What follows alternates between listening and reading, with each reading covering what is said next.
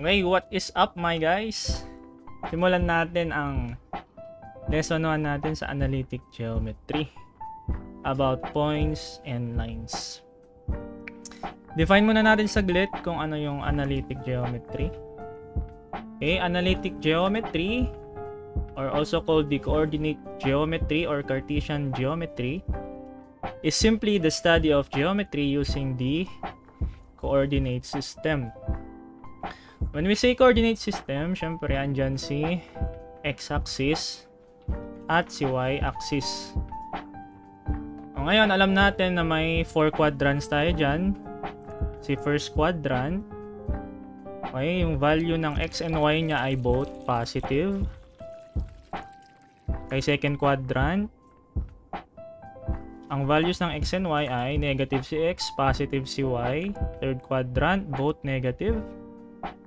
And yung fourth quadrant, positive si x, negative si y. Okay, let's say we have this point here. As meron siyang coordinate na 3, 2. Okay, si 3 dito, yung abscissa natin. Abscissa nung point na to. Okay? Tapos si 2 or yung y value, we call that ordinate.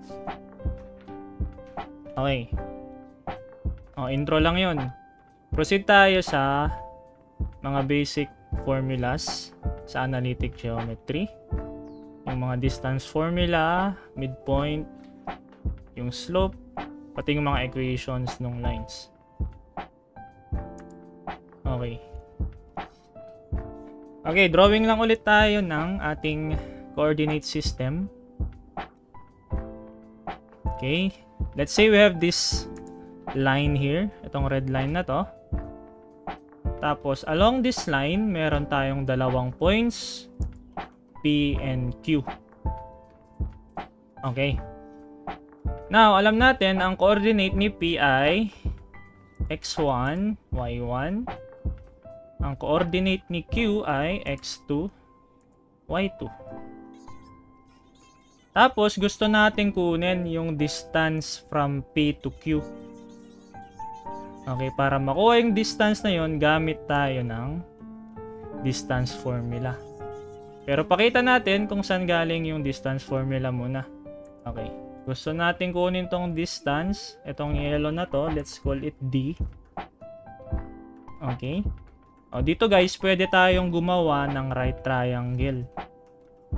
Let's say, meron tayong point N dito na may coordinate na x2, y1. Okay, gawa tayo ng triangle. Si QN, ano ang measurement niyan? Yan is y2 minus y1. Ito, y2 minus y1. Tapos, meron ding si PN, yung green. Ang measure niyan or ang length niyan ay x2 minus x1. Okay, pansin nyo dito, meron tayong nagawang right triangle. Ito yung 90 degree. Tapos si D yung hypotenuse.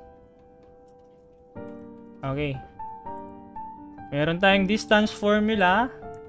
Ayan. Pero pakita natin kung saan galing yan. Yan lang din ay galing sa inyong Pythagorean theorem. Okay, we have this triangle PQN. Ang hypotenuse natin ay D. Okay, Pythagorean theorem, square ni hypotenuse is equal to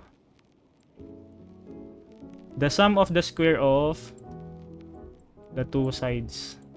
x2 minus x1 yung isang side natin, squared, plus yung isang side, y2 minus y1. Squared. Square both sides. Square root both sides. Kako sana. Cancel si D. Dyan galing yung distance formula.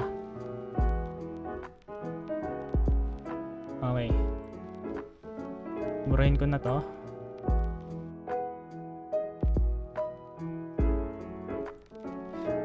Okay, next formula tayo si midpoint.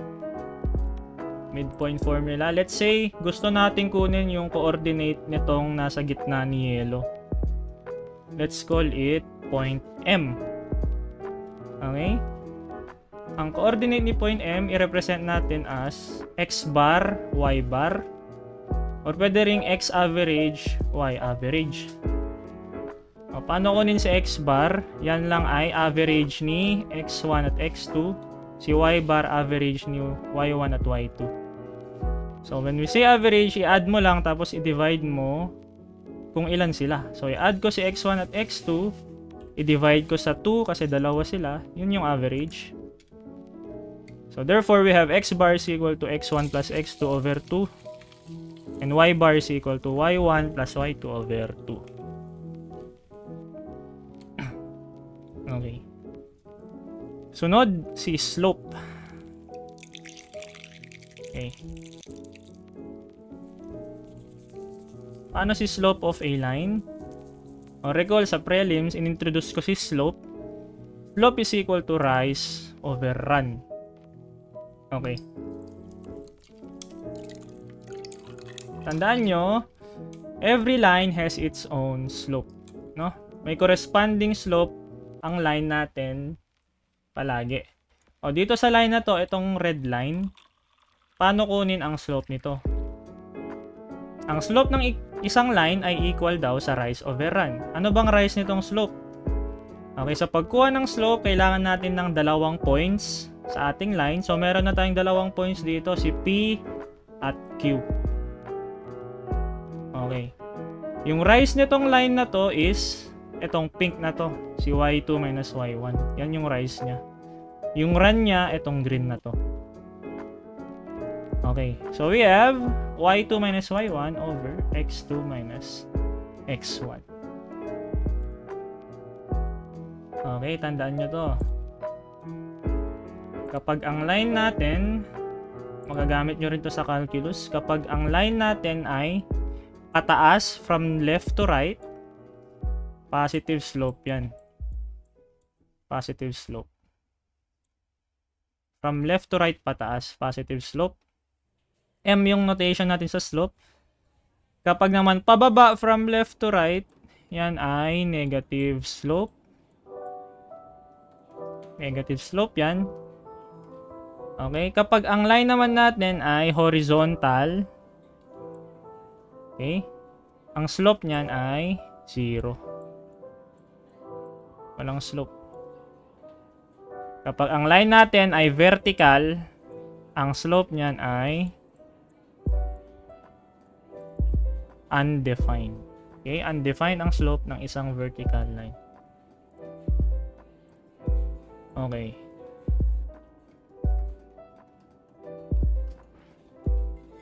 Okay.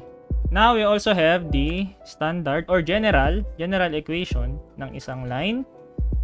Ax plus by plus equals 0, na kung saan si A, B, C ay integers. A, B, C are integers. Integers meaning whole number. Dapat hindi fraction. Okay? And then si x, y, variable. Okay. O, sa mga problem dito, kapag pinapahanap yung equation, dapat laging naka-general equation or naka-general form sa mga problem. Okay? O, meron tayong general equation ng line, meron din tayong standard equations ng lines. Okay, ano tong mga to?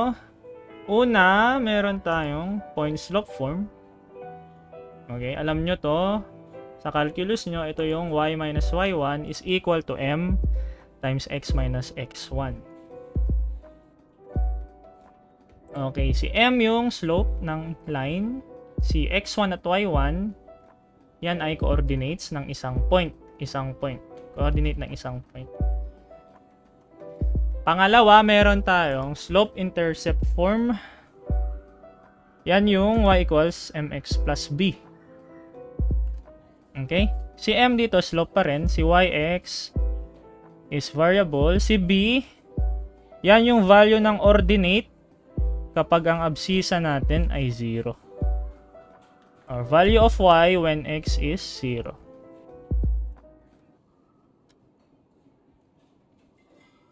Okay, pangatlo, meron tayong 2-point form.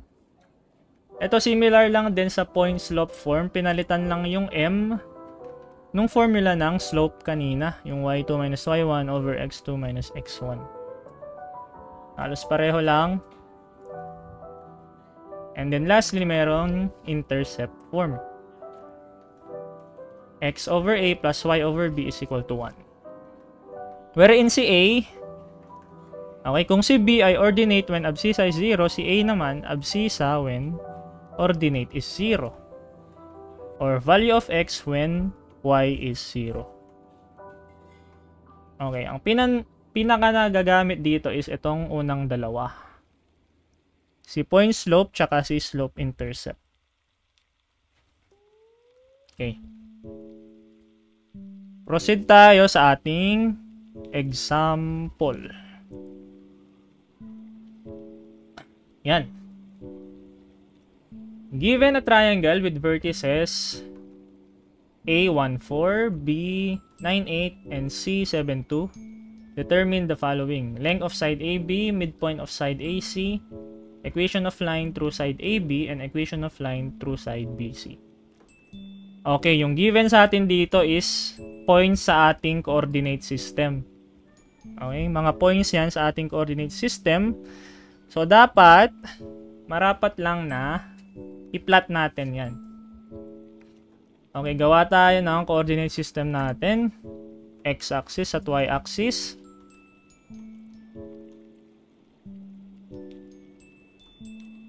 Okay, i-plot natin si point A. 1, 4 daw. 1. So, 1x, ito, 1, tapos taas ng 4. So, nandito si point A na 1, 4. Si point B, 9, 8 daw. So, 9 kay x. So, 1, 2, 3, 4, 7, 8, 9. Tapos, 8 kay y. So, nandito part. Yan si point B, 9, 8. And point C, 7, 2. 7 kay x. 7. Tapos, 2 kay y. So, nandito. Okay, yan si point C.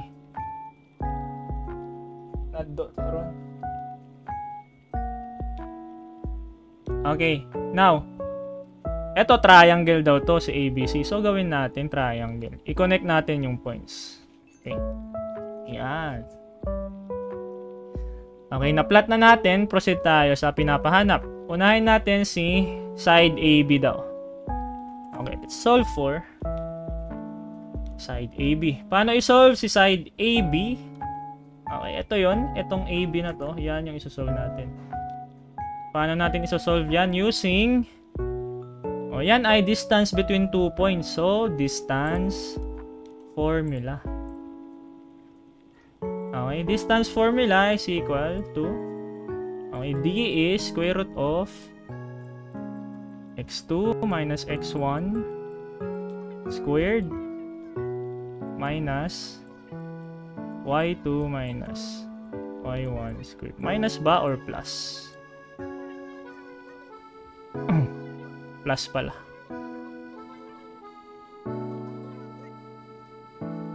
Nawala. Ayun. Plus pala. Plus. Okay, D is equal to, si x2 natin, kahit saan dyan, kunin nyo, no? Points A and B yung kino-consider natin. So, 1, 4, and 9, 8 tayo. So, x2 natin, 9 na lang. Pwede nyong gamitin si 1 kung gusto nyo. 9 minus 1 squared plus y2 is 8. y1 is 4. Squared. Okay, so 8 squared plus 4 squared. Ano yan? 64 plus 16. Tama ba? Square root ni 80. What is square root of 80? Square root of 80 is 8.94. So, ayan ang ating sagot. 8.94 units. Yan ang length ni AB. Answer.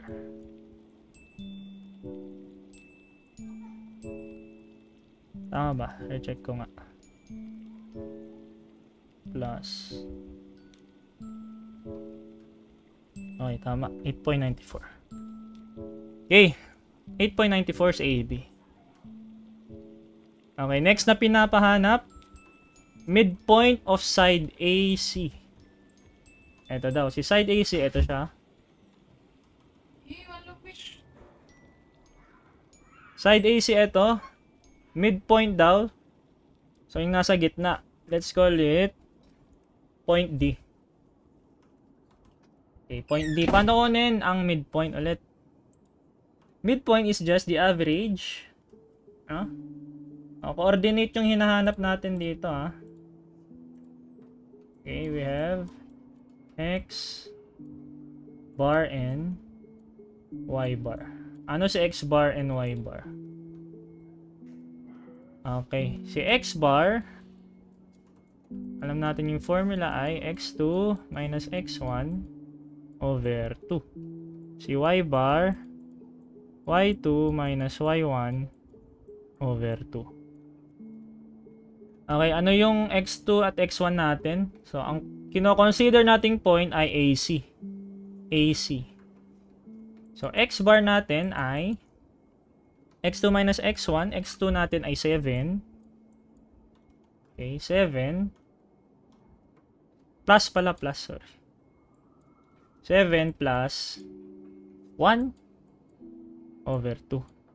That is 8 over 2. So, X bar is 4. Okay, Y bar naman. Y2 natin ay 2. Y1 ay 4. Over 2. So, 6 over 2 is 3. Okay, therefore, our point D, or ang ating midpoint ay may coordinates na 4, 3. Okay, that is our answer. 4 and 3 yung midpoint ng side AC.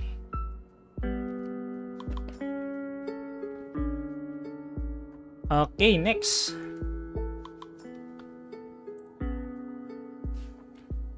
Okay, equation of line through side AB. Okay, equation daw ng line na dadaan kay side AB. So, gawa tayo ng line dito. Okay, yung green line na yan, ano daw yung equation yan?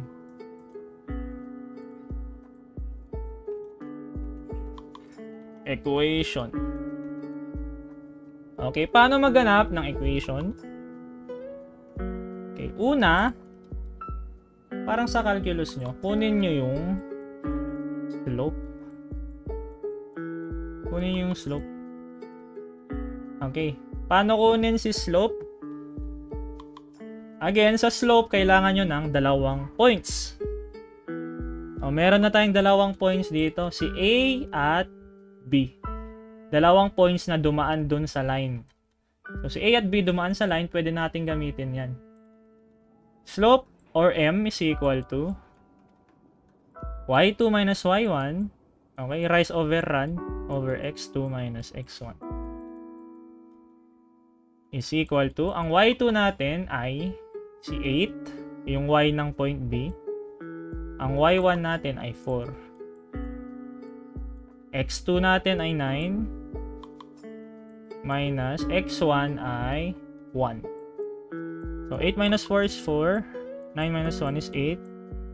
Slope is 4 over 8 or slope is 1/2. Okay.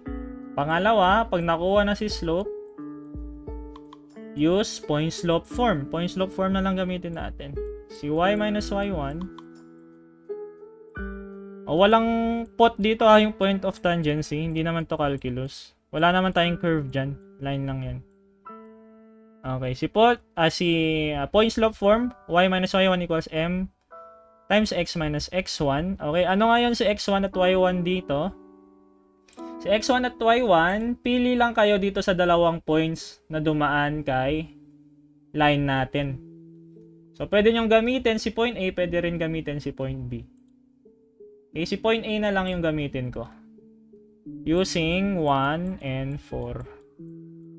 Okay, point A, may coordinate naman in 4. So, magiging y minus, ang y1 mo ay 4. Is equal to, slope ay 1/2. X minus, x1 mo ay 1. Okay, pwede mo gamitin si 9, 8 dyan, si point B. Same lang dapat yung lalabas.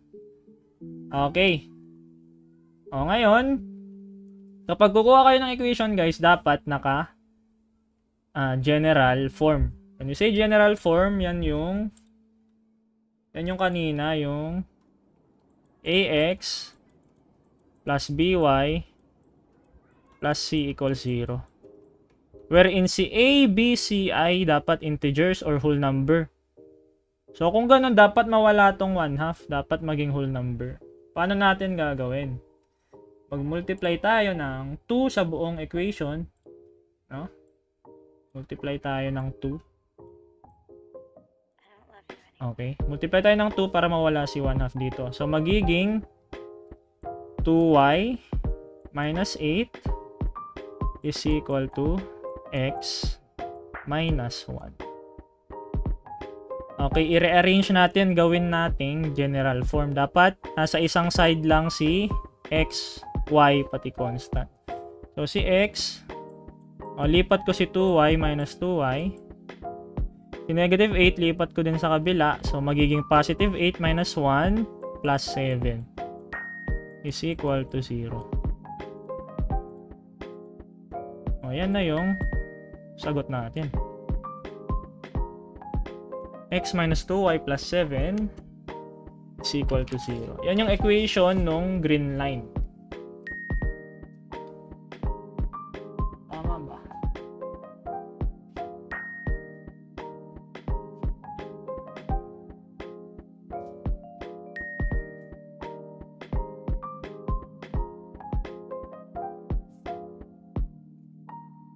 Okay. Kung may mali sa solution, baka may na-miss-input ako sa calcu, no? I-comment nyo sa baba. Okay? y2 minus y1, 8 minus 4 is 4, tama. x2, 9 minus 1 is 8, so 1/2. Okay, y minus 4, ginamit. Paano kung 9 and 8 yung gamitin natin? Same lang ba yung lalabas? Okay, magiging y minus 8. Y minus 8 is equal to 1/2 x minus 9.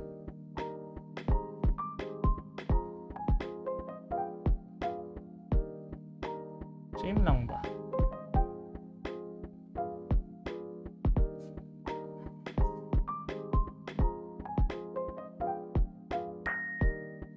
Same lang. 18 tsaka... Sige. Next example. Next question. Okay. Equation of line naman daw through side BC. So, side BC, ito. Draw tayo ng line dyan. Okay. Ano daw yung equation nyan? What is the equation of this line? Okay. O again, step 1, kunin si slope.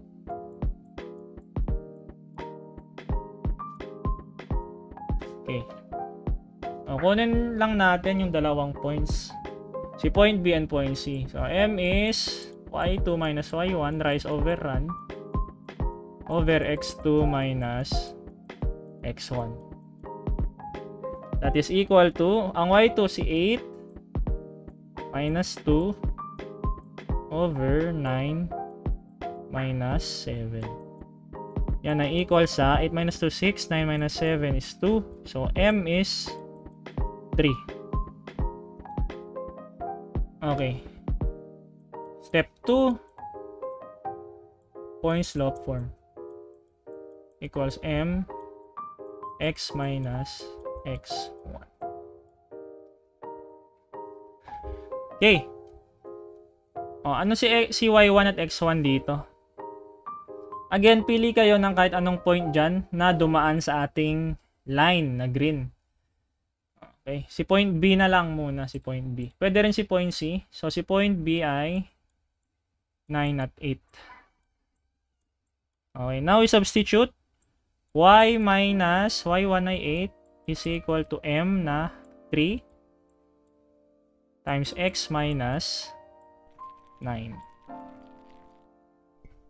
Okay, whole number na yan, i-distribute lang natin. Y minus 8 is equal to 3x minus 9.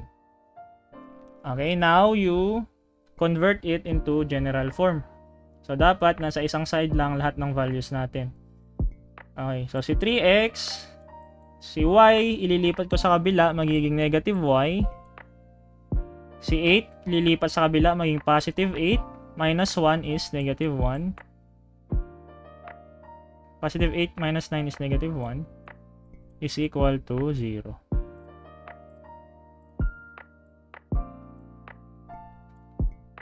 So, yan na yung equation ng green line natin. 3x minus y minus 1 is equal to 0. Okay, pasensya kung ang pangit ng sulat. Mouse yung gamit ko, no? Wala pa yung iPad ko eh. Okay. Ganun gamitin yung ating mga formula, no? At tandaan, pag equation pinapahanap, always ang final answer ay in general form. Okay, baka nasanay kasi kayo sa calculus, no? Yung paghanap ng tangent, hindi nyo ginagawang general. Y is equal to something yung ginagawa nyo dun eh. So dito, dapat naka-general form. Okay, proceed tayo sa next topic. Angle between two lines. Okay. Meron ulit tayong Cartesian coordinate. Okay, let's consider these two lines. Line 1 and line 2, L1 and L2. Okay, nag-intersect sila sa point na to. Let's call that point P. Tapos, gusto nating kunin yung angle between these two lines. Itong si theta. Okay, paano natin gagawin yan? Okay, draw tayo ng horizontal line from the point of intersection. Okay, yung angle between the horizontal line at line 1, let's call it theta 1, theta sub 1. At yung angle between this horizontal line at line 2, let's call it theta sub 2. Okay? So from this illustration, pwede nating sabihin na theta is equal to theta sub 2 minus theta sub 1. Okay? Now, itong si theta sub 1, guys, pwede natin kunin yung slope ni line 1 using theta sub 1.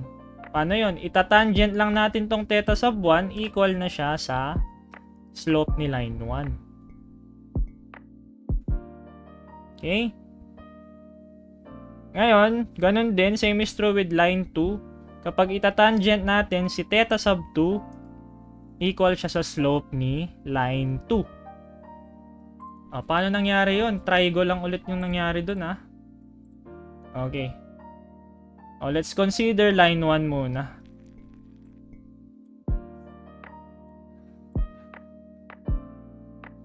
Okay. Si line 1, alam natin na theta sub 1 to. Okay, ano ulit si slope? Rise over run.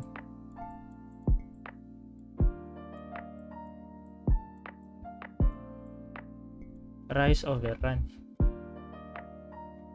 Ito yung rise ng ating line. Ito yung run niya. Okay. Consider theta sub 1. Si theta sub 1, opposite niya si rise, adjacent niya si run. So, anong trigo identity o trigo function yun? That is tangent. Okay? So, tangent ni theta sub 1 is equal to opposite niya, TOA, di ba? TOA. Opposite over adjacent, run. Na equal lang din sa slope. Doon nang galing itong formula na to. Ganun din kay theta sub 2. Okay? Burahin natin. Okay, paano kunin si theta kapag alam mo si slope? Kapag nakuha mo si slope. Okay, meron tayong formula na theta is equal to arctan yan, no? Or shiftan, shiftan sa calcu. Arctan of the absolute value of slope ni line 2 minus slope ni line 1 all over 1 plus slope of line 1 times slope of line 2.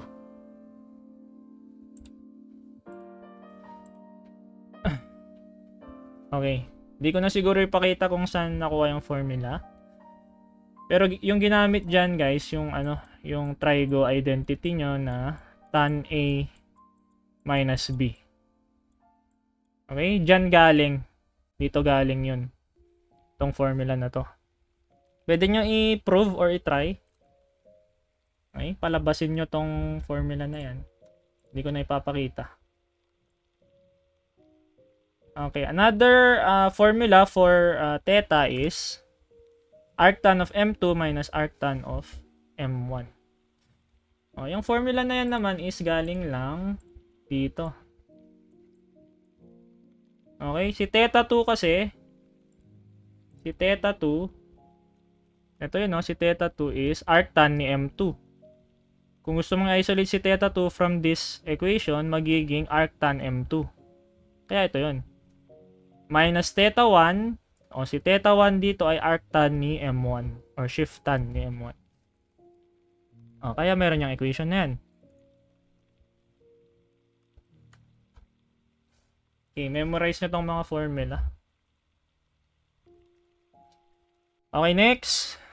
Let's talk about parallel and perpendicular lines. Okay? Okay, let's consider these three lines. Line 1, line 2, and line 3. Okay. Ito, nasabi ko na rin nung prelims nyo sa algebra, na if two lines are parallel, equal dapat yung slope nila. Okay? Dito sa ating illustration, si L1 and L2 ay parallel. Equal yung slope ng dalawang yan. Equal yung rise over run nila. Equal slope. Okay, pag parallel lines, they will never meet each other. Okay, paano naman pag perpendicular? Okay, two lines are perpendicular kapag yung product ng kanilang slope ay negative 1. Okay. Kapag sa illustration, ito, si line 1 at line 3, guys, perpendicular yan with each other. Kapag perpendicular, 90 degree yung nasa intersection nila. Ito, 90 to, 90 din to, 90, 90 yan, 90 yan. Same is true with line 3 and line 2. Si pink at green. Perpendicular din yan. 90 lahat yan. Okay? 90, 90, 90, 90. Oh. Ngayon, from this equation na m1 times m2 is equal to negative 1, pwede natin to i-rewrite as m1 is equal to negative 1 over m2. O kaya, m2 is equal to negative 1 over m1. In other words, the slope of a perpendicular line is the negative reciprocal of the line na yung perpendicular niya. Ay, hindi ko explain ng mabuti pero okay, ganito.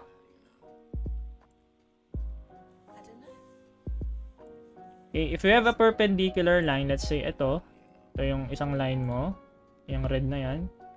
Tapos ito yung line mo na isa. Okay. Yung dalawang line na yan ay perpendicular with each other. 90 degrees to 90 degrees. Okay, yung slope ngayon ni tawag dito. Gawin nga nating ano, kasi naka-vertical at gawin nating naka-slant. So we have this line and we also have this line. Okay, assume natin na perpendicular sila, meaning 90 degrees to 90 degrees din to. Okay, now yung slope nitong orange line na to, ito, kapag kukunin mo yung slope nyan, ini-negative reciprocal mo lang yung slope nitong red line na to. O let's say, ang slope ni red line ay 3. Kunyari, slope ni red line ay 3. O, pwede mo na agad kunin yung slope ni orange line at sabihin mong yan ay negative 1/3. Kasi nga, negative reciprocal. Okay, negative reciprocal. Okay, ganun yun ha. Basta kapag perpendicular sila, yung slope ng isa ay negative reciprocal ng slope ng isa. Okay.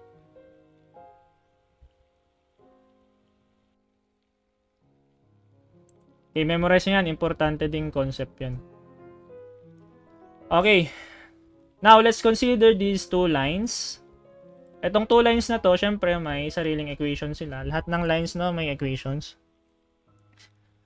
These two lines are parallel. Let's assume na parallel tong dalawa. Parallel. Tapos, gusto nating kunin yung distance between them. Okay? Let's call it distance D. Meron tayong formula dyan.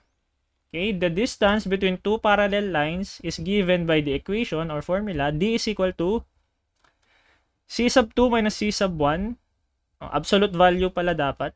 Absolute value of C sub 2 minus C sub 1 all over the square root of A squared plus B squared.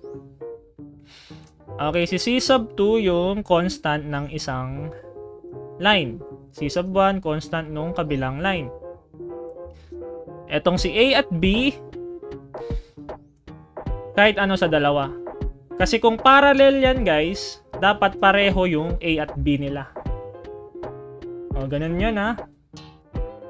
One way to say that two equations are parallel kapag equal yung A and B nila. Sa general form. Sa kanilang general form. Dapat equal.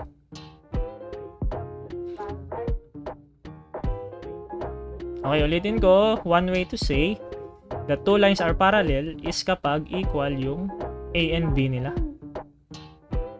Okay, may formula din kasi tayo ng slope, no? Ito binigay ko nung prelims.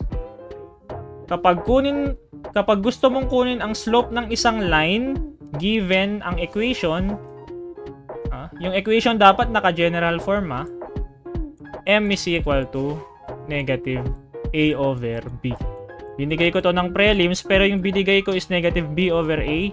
Mali yun, no? Pakiulit. Mali yung binigay ko ng prelim. Dapat negative A over B, hindi negative B over A. Okay? O, take note of this formula. Super useful nito, no? Para kapag given yung equation, agad na agad mong masosolve yung slope using this formula. Okay. Next. Paano naman kapag okay, let's say we have this point na may coordinate x1, y1. Tapos gusto mo kunin yung distance na to. O by the way pala, itong mga to is 90 degrees, 90 degrees. Itong nasa D. Ito, 90 degrees, 90 degrees. Tapos ito din, 90 degrees din to. Ayan, ang pangit. Okay? Okay, now, paano kung gusto mo kunin tong distance from pink line to this point? Na x1, y1. Meron din tayong formula dyan. Okay, the distance from a point to a line is given by z yung ginawa kong notation na lang. Pero kahit anong letter, no? Equal to the absolute value of a x1 plus by1 plus c all over square root of a squared plus b squared. Okay, so x1 at y1, yan yung coordinate ng ating point. Okay? Okay. Now, proceed tayo sa example. Examples. Oh, ayan. Find the angle between the lines y equals 2x plus 3 and y equals 3x plus 4. Okay. Angle between line. So, ano yung formula natin dyan? Yan yung theta, no? Theta is equal to arctan of the absolute value of m2 minus m1 over 1 plus m1 times m2. Okay. So, kailangan natin si M2 at M1 para ma-solve si theta. Okay, mga slope tong M. So, let's solve for the slope of these two given lines, no? Okay, yung isang solution dito is to graph the line. Tapos, manu-manuhin mong i-solve si slope. Okay. Kukuha ka pa ng ano doon, ng points. Tapos, mag-y2 minus y1 ka pa para kuha si slope. Pero, yung present kong formula kanina para mas madali. Okay. M is equal to negative A over B. Okay. Unahin natin si y equals 2x plus 3. Okay. Para ma-apply si formula na negative A over B, dapat naka-general form to. So, i-convert ko muna siya ng general form. Ano yung general form? Yun si ax plus by plus c equal to 0. So, gawin natin ganyan yung given formula. So, si 2x, ilipat ko si y, negative y, plus 3 is equal to 0. Okay, so ang a natin dito is 2. Ang b natin, negative 1. Okay, a is the coefficient of x, b is the coefficient of y. Therefore, applying yung formula, slope is negative 2 over negative 1. Slope of the first line is, bakit m? Slope of the first line is equal to 2. Okay. Kuha na si M1. Now, M2 naman yung pangalawang slope from the formula or from the equation 3x plus 4. Ito yung given. Okay, convert ulit natin ng general form. Si 3x plus 4 lipat ko sa kabila. 3x plus y minus 4 is equal to 0. Okay lang kung si y yung ilipat mo. Okay? Walang problema doon. Same lang yung makukuha mong sagot. Ito, si 3x plus 4 nilipat ko dito. Si y, pwede mo lang din ilipat doon kung gusto mo. Okay. Ang a na ngayon natin dito ay 3. b ay 1. So, solving for slope, negative a over b, negative 3 over 1, that is 3. Negative 3. Okay, now we solve for the angle between the lines. Theta is equal to the tangent of arctan pala. Absolute value ni M2, negative 3 minus 2 all over 1 plus 2 times negative 3. Okay, theta is tangent. Negative 3 minus 2 is negative 5. 1 plus negative 6 is negative 5. So, theta is tangent arctan of 1, which is 45 ba? I think this is 45. Tan of 1. Yes, 45 degrees. Final answer.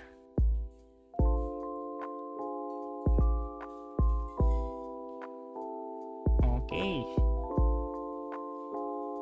Super useful talaga nitong formula, guys. M equals negative a over b. Ganun ang gawin nyo, no? Pag may given equation. Tapos, pinapasolve si slope. Yan na matik. Pero i-convert nyo muna ng general form. Ax plus by plus c. Okay, next.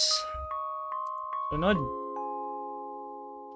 Find the equation of the line passing through the point 2, negative 3 and perpendicular to the line 20x minus 9y minus 34 equal to 0.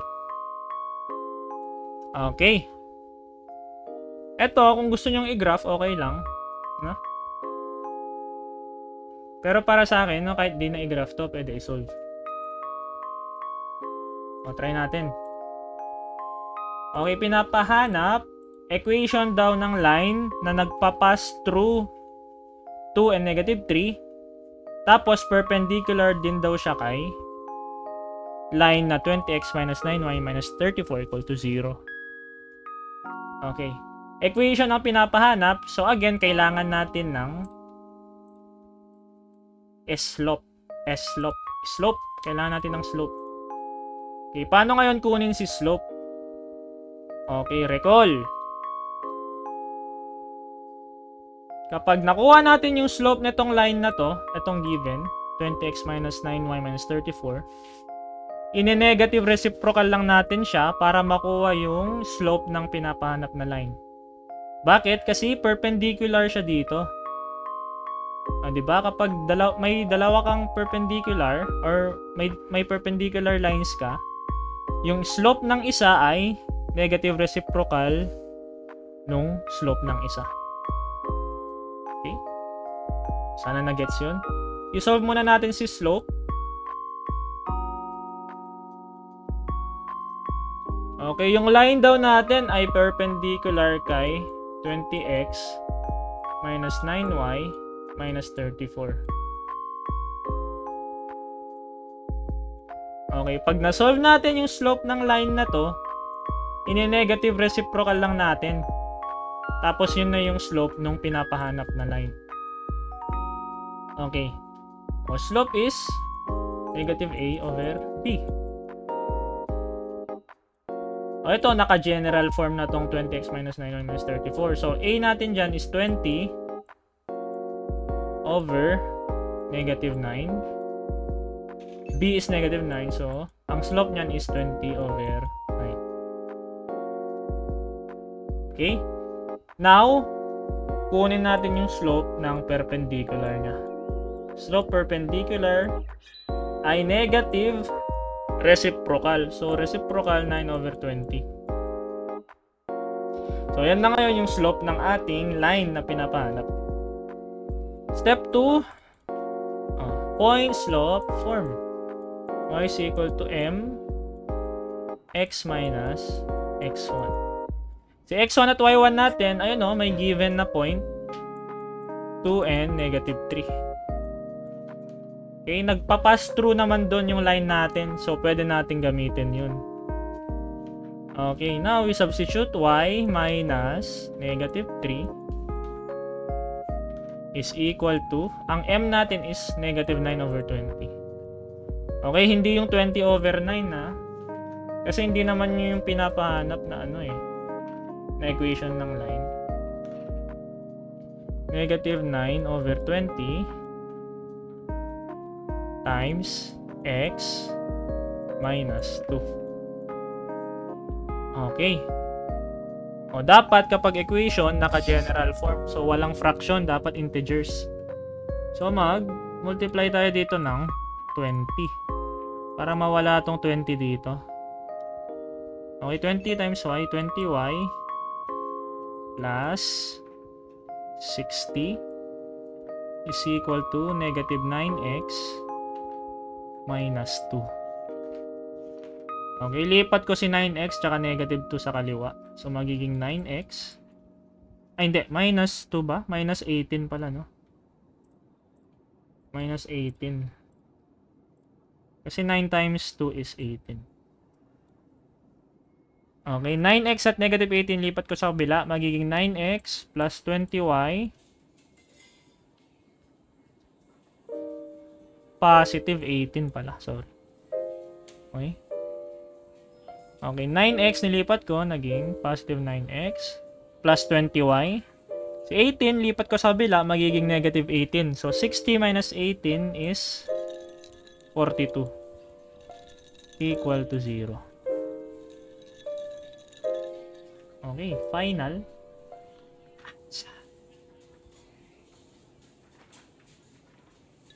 Final answer. Hindi na pwedeng simplify yan, no? Walang common factor. Okay, yan na yung final answer.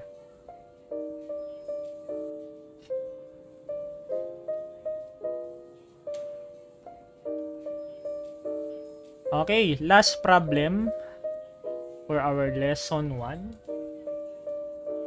Find the distance from line x minus 4y minus 12 is equal to 0 to the line for x minus 6y minus 16y plus 20 equal to 0 and to the point 7, 2. Okay, ang pinapahanap sa atin ay distance. Okay, may given na line tapos pinapahanap yung distance sa another line. Okay, ano yung formula natin kanina? The distance of two parallel lines D is equal to the absolute value of C2 minus C1 all over the square root of A squared plus B squared. Okay, let's solve for letter A. Okay. Guys, etong formula na to, okay, for parallel lines only to. Parallel lines. Oh, alam ba natin na parallel line yan? Paano natin masasabi na parallel line yung dalawa? Si x minus 4y minus 12 tsaka si 4x minus 16y plus 20. Okay. Ano ulit yung criteria natin para masabing parallel line? Equal ang kanilang slope. Okay? So, si x minus 4y minus 12 equal to 0, ang slope niyan ay negative a over b, negative 1 over negative 4, 1/4. Ang slope naman ni 4x minus 16y plus 20 equal to 0 ay m negative a 4 over negative 16, b ay negative 16, so 1/4 din. So parallel sila. Therefore, pwede nating gamitin yung equation na yan, yung absolute value C2 minus C1. No? Okay, so let's use that. Okay, ang C2 natin, teka muna pala. Dapat si A and B nung dalawang equation ay pareho. O pareho ba yung A and B nila? Hindi. Ito 1, ito 4. Ito negative 4, ito negative 16. Pero pwede nating i-simplify itong second equation. Divide both sides by 4.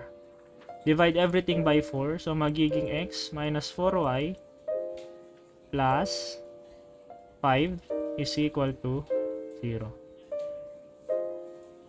O, pwede lang yun. Pwede lang mag-divide both all sides by 4 kasi naka-equate naman sa 0 eh. No? Pwede lang. Okay, now pareho na yung A and B nila. Yung A natin is 1. B natin is negative 4. Ang C1 or C2 natin ay, kahit saan dyan sa dalawa, no? 5 or negative 12. 5 na lang. Tapos ang C1 ay negative 12. Okay, C yung mga constant ng equation. So let's apply this formula. D is now equal to the absolute value of 5 minus negative 12 all over square root of 1 squared plus negative 4 squared. That is equal to 5 plus 12, 17 absolute value. Over 1 squared is 1 plus 16 is square root of 17. D is equal to square root of 17. Pwede nyo i-calculate yan, 17 over square root of 17. Or D is equal to, anong square root ni 17? 4.12 units. Okay, 4.12 units. Final answer sa letter A. Okay, dagdagan ko lang ng isa pang slide to. Okay, letter B tayo. Letter B. Distance ni x minus 4y minus 12 kay 0.72. Okay, so line to a point. Anong formula natin doon? D is absolute value of ax1 plus by1 plus c over square root of a squared plus b squared. Okay, therefore, x1 natin ay 7, y1 is 2. 7 and 2 daw. Okay. So, therefore, direct substitute lang yan. Ang a natin ay 1 times x1 na 7 plus b natin na negative 4 times y1 na 2 plus c natin is negative 12 all over square root ni 1 squared plus negative 4 squared. Tapos absolute value. D is now equal to 7 minus 8 minus 12 square root of 17. 3.15 units.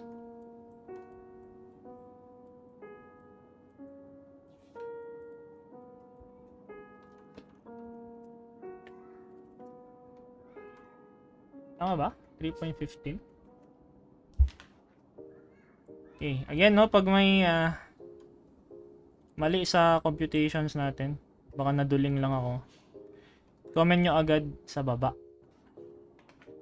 Okay, that is it for our lesson 1 sa analytic. Sana may natutunan. Goodbye and God bless.